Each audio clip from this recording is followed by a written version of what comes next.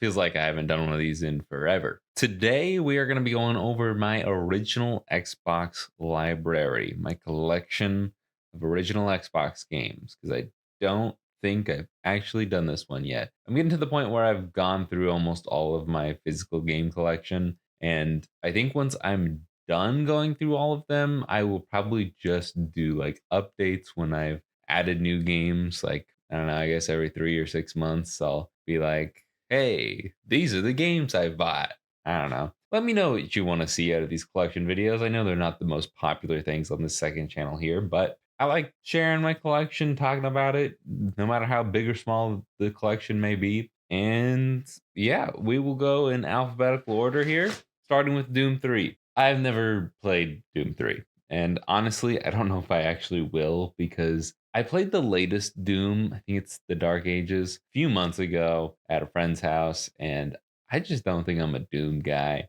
Maybe I'll give it another shot one of these days because I do own a lot of the Doom games, if not like all of them. I haven't spent like that much money or like any money at all really on them. But, anyways, I have this one. I don't remember how I got it, but I have it and I've never played it and I probably never will unless I try Doom again and turns out I like it and I just had a bad experience one time. I don't know. Next, Fable. I can actually talk about this game because if you haven't seen one of my recent videos where I made, to me, the ultimate Xbox, but I know there's going to be somebody out there that's going to be like, it's not the ultimate Xbox. You didn't do this. Anyways, I played pretty much all the rest of the games in my Xbox library except for this for that video.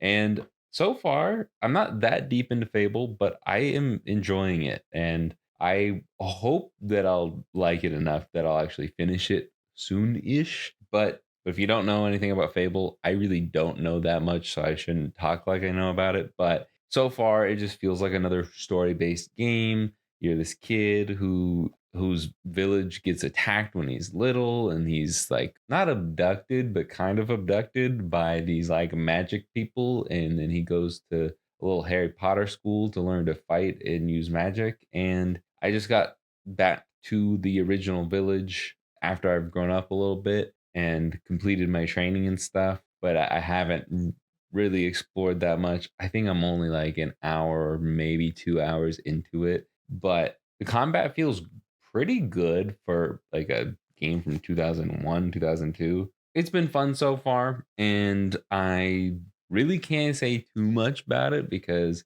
I am just at the beginning of it, but it is also making me excited for the new Fable that is hopefully coming soon. I don't know if they've actually put out a release date for that yet, but there's also Fable like Anniversary that came out not too long after this that is I think better. And for a while when I was starting this, I'm like maybe I should not get too deep into it and play Fable Anniversary instead. That's always like a thing with older console games or just older games in general where I'm like making a video on the Xbox and I'm like, oh, I should play Fable because it's like one of the classic original Xbox games that'd be great to show off. But I'm like, well, there's a better version of this game out there. So I don't know. And I just get into this paralysis where I'm like, I don't know which game version of the game to play. And then I never end up playing it. So like I'm glad that I went through and I'm just like, you know what? I'm playing this,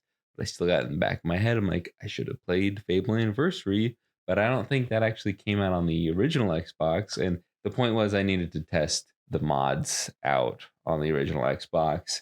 And so I just went with this guy. And do you really care about this explanation? Probably not. I think you should probably play Fable, especially if you're into a lot of like early 2000s single player adventure games. If you like good like sword combat mixed with some like magical elements, I'm throwing fireballs at people, I'm swinging my sword. It's fun so far. And I'm sure it's going to get even more in depth as I go. And again, it's shockingly good controls for this era because a lot of games like that in this early 2000s era did not have good controls. Next up is Marvel Ultimate Alliance. I haven't played too much of the original Xbox version, but I played Marvel Ultimate Alliance 3 on the Switch and I really liked that. and it made me want to go back and play the first two. And I played this game on the 360 for like a good hour or two, and then I just got bored with it. I'm just not that interested in it. And I played this a little bit, like the first mission again, to test this out, to test out the mods and stuff. And I just still am like, nothing really entices me about this game. And I'm a big Marvel guy. And even right now, I'm going through a big MCU rewatch to get ready for Doomsday. And so I'm like on the Marvel hype train right now. Nothing. It's still doing nothing for me. I don't know what it is about this game. Like the combat just kind of feels a little stale. I feel like I'm just mashing my way through stuff. I feel like my team, my CPU team is doing diddly for me. Yeah, there's just not that much about it that I like. But I don't know, it's still kind of fun to throw my shield around as Captain America and see all the different characters that they've added in this game. But just not really my cup of tea. Next up, we have Sega GT 2002. This was the game that I bought with my original Xbox. It came with my original Xbox. When I originally played it, like years and years ago, nothing really jumped out at me. It's just like another racing game. But then I played it again before and after doing the Project Stellar Plus mod and the Xbox HD Plus mod. For the mod, when I was playing it, I sucked. Did I pick the wrong car? Possibly. But I tried several races and I couldn't get better than like fifth place out of six.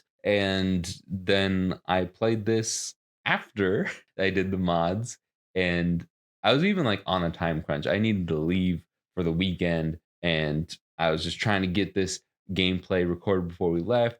And I ended up winning both of the races that I got on recording. I don't know why I played so much better, but I did, and it was actually fun. And it makes me kind of want to do more stuff, even though I'm not that big into racing games. But it just at least makes me curious to see like if people really like this game or not, or did I just happen to get the most random racing sim game for the original Xbox out there? I don't know. You tell me, is this a popular game or not? In the last game we need to talk about, because even though there's nothing underneath here, Sega GT is not actually in here. It's currently in my Xbox still. This was actually inside of an Xbox. I don't know if it was my Xbox or a different Xbox that I fixed an original Xbox that was having some disc tray issues. Anyways, this was in it and I've never played it. And I think, if I remember correctly, it's super scratched up. It's moderately scratched up, but I don't really know what to do with this. And I don't know anything about Gauntlet Dark Legacy. It honestly doesn't look that interesting from the disc, but I know nothing about it. And I think at best I've put it in to see if it loads, and I don't even think I got to the main menu before I turned it off. So yeah, that is my original Xbox collection right here. Fable is the best game in it right now, and eventually I want to collect the third Crazy Taxi game. I think it's called High Roller. I don't actually own it, but it's on my Xbox. Yeah, I mostly just want Crazy Taxi 3, but you should leave in the comments what original Xbox games I should pick up. And that's really all I got for this video. Bye.